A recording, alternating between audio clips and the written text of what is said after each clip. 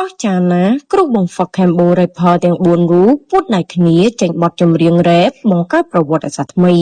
ក្រោយដំណើរការប្រកួតកម្មវិធីប្រឡងចម្រៀងរ៉េប Cambo Rapper អស់ជាច្រើនវគ្គពេលនេះគ្រូបង្វឹកទាំង 4 រូបនៃកម្មវិធី Cambo Rapper បានពួតដៃគ្នាត្រៀមចេញបទចម្រៀងរួមគ្នាជាលើកដំបូងដើម្បីបង្កើតប្រវត្តិសាស្ត្រថ្មីក្នុងវិស័យចម្រៀងរ៉េបតាមរយៈ teaser ចម្រៀងដែលបង្ហាញពីការចាប់ដៃគ្នារវាងគ្រូបង្វឹកទាំង 4 រូបដែលមានកញ្ញាតនច័ន្ទសេមាលោក Tempo 3 ប្រហ្លា និងលោកសង្ហាដែលបានបង្ហោះនៅលើ page ផ្លូវការរបស់ Cambo Rapper កាលពីម្សិលមិញនេះបានធ្វើឲ្យទស្សនិកជនជាច្រើនចាប់អារម្មណ៍ទាំងបទចម្រៀងនិងស្ទាយនៃការតុបតែងខ្លួនរបស់គ្រូបង្វឹកទាំង 4 រូបជាពិសេសវីដេអូចម្រៀងនេះមើលទៅពិតជាប្លែកភ្នែកនិងទាក់អារម្មណ៍ទស្សនិកជនខ្លាំងដោយម្នាក់ៗទន្ទឹងរង់ចាំមើលគ្រប់គ្នា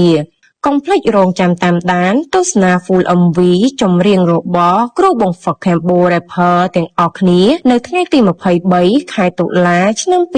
2025 នាប៉ុន្មានថ្ងៃខាងមុខថាតើនៅក្នុង MV ចម្រៀងនេះមានលក្ខណៈពិសេសនិងអស្ចារ្យដល់កម្រិតណាគួររំលឹកផងដែរថាផលិតកម្ម Galaxy Navatra បានបោះជំហានថ្មីមួយទៀតដោយបានផលិតកម្មវិធីប្រឡងចម្រៀងថ្មីមួយដោយខ្លួនឯងដែលមានឈ្មោះថា Cambo Rapper និងចូលរួមសហការឧបត្ថម្ភដោយក្រុមហ៊ុនខ្មែរ Beverages បេក្ខជនដែលជាម្ចាស់ជ័យលាភីនឹងក្លាយទៅជាតារាចម្រៀងកងតានៅក្នុងផលិតកម្ម Galaxy Navatra ផងដែរចំណែកឯប្រាក់រង្វាន់គឺមានរហូតដល់100 លានរៀលឯណោះ